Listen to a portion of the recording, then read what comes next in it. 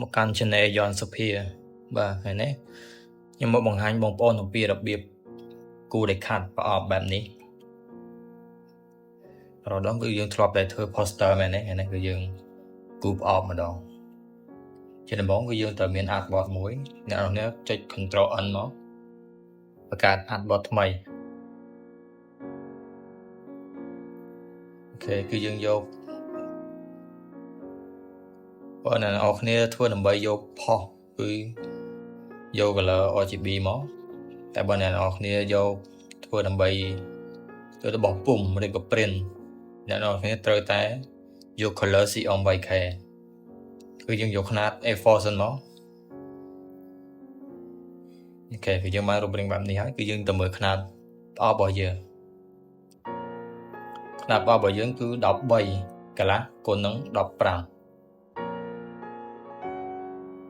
អូខេគឺ13កន្លះគុណនឹង15ចុច rectangle คลิกមួយមកខាងឆ្វេងតមកយើងវាយ 13.5 គុណ15នៃកម្ពស់របស់វាអូខេគឺយើងបានប៉ុណ្ណេះហើយយើងទៅមើលផ្នែកមួយចំហៀងទៀតគឺຂະຫນາດ3គុណនឹង15យើង copy មកចុច Alt ហើយទាញចេញក្រៅមកហើយវាយវា3 cm sorry 3 cm វាទួចចឹងដោយសារតែយើងមើលក្នុងរូបនេះគឺវាទួចចឹងយើងអាចបន្ថែមຂະຫນາດរបស់វាបានយើងយក9នេះមកអូខេគឺខ្ញុំយកប៉ុណ្ណឹងចុះ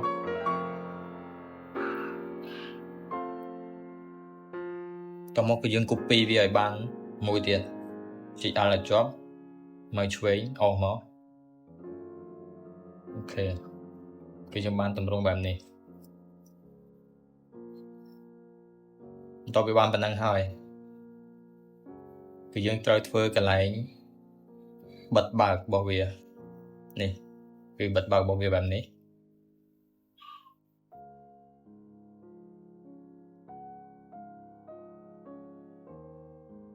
គឺខាងនេះ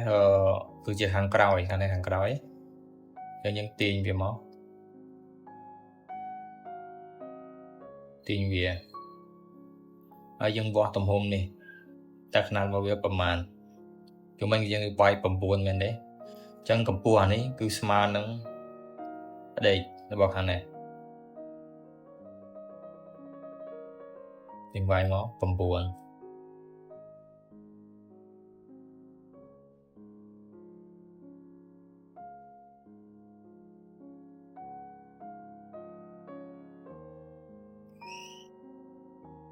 អរឡើងលើបន្តិច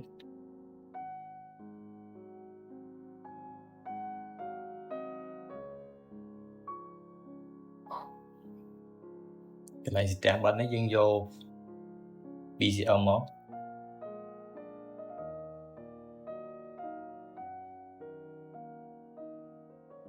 នេះ13កន្លះតែមកអូខេពេលយើងបានបែបនេះហើយ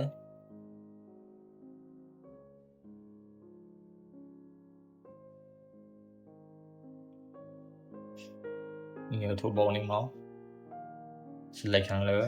តើយើងទាញវាមកអូខេ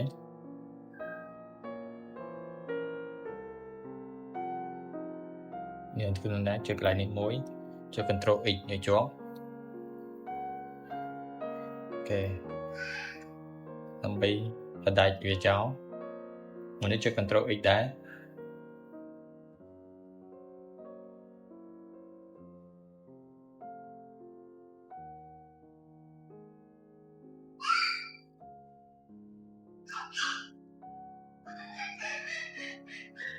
ហើយយើងបរូបន្តិចមក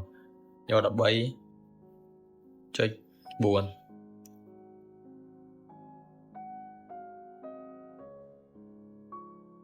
ដាច់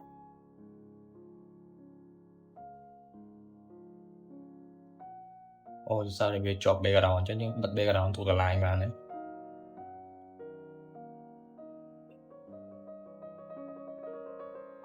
ចូល X ហើយយើងផាសវាវិញចុច Ctrl S ទៅមកចូលកន្លែង stroke tick កន្លែង line ចុចនេះមកយកត្រឹម4បានហើយអូខេបន្ទាប់ពីបានប៉ុណ្ណឹងហើយយើងអាចប្រូមវាបាន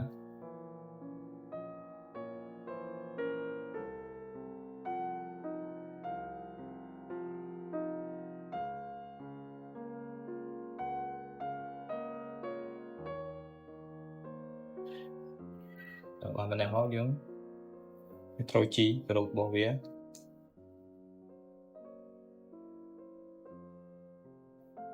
យើងបង្វែរវាមកអូខេប៉ុន្តែខ្ញុំបានខាងលើមួយហើយចុចក្រូប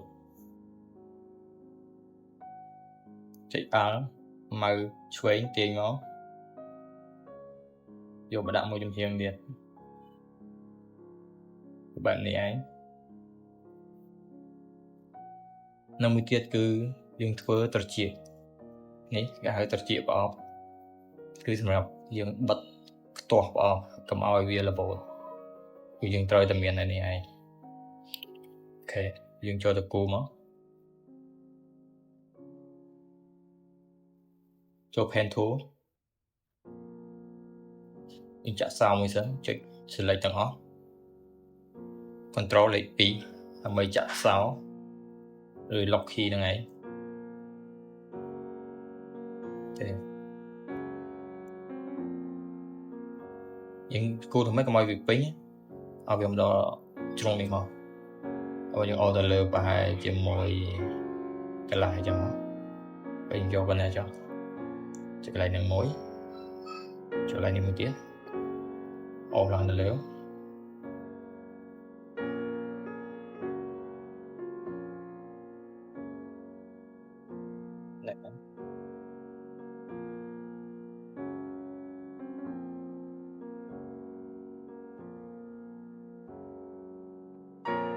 ូខេដល់យើង copy មកមួយចំហៀងទៀតមកតែយើងត្រូវត្រឡប់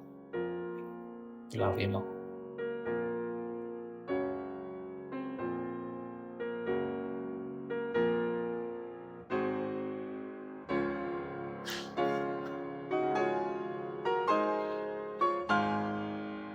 ចុចទាំងពីរនេះចុះក្រោម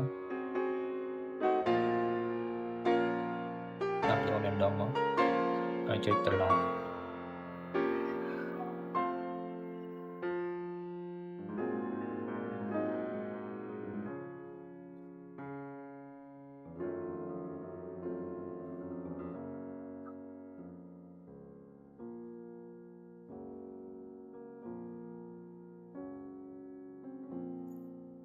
អូខេដល់ប៉ុណ្ណេះមកគឺ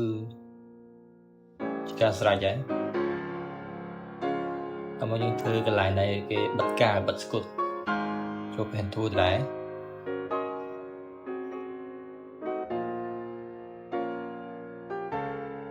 ហ្នឹងមកតមក line នេះយើងធ្វើចុចគឺកន្លែងហ្នឹងគឺដើម្បីឲ្យពេលគេចេញយកដៃខាត់ចេញពីពុំពះគឺវាមានថ្នាំអុចដើម្បីដាក់កាវគឺវាជ្រាបកាវចូលនៅហ្នឹងឯងអូខេប៉ុណ្ណឹងមករួចរាល់ប៉ុណ្ណឹងអូខេ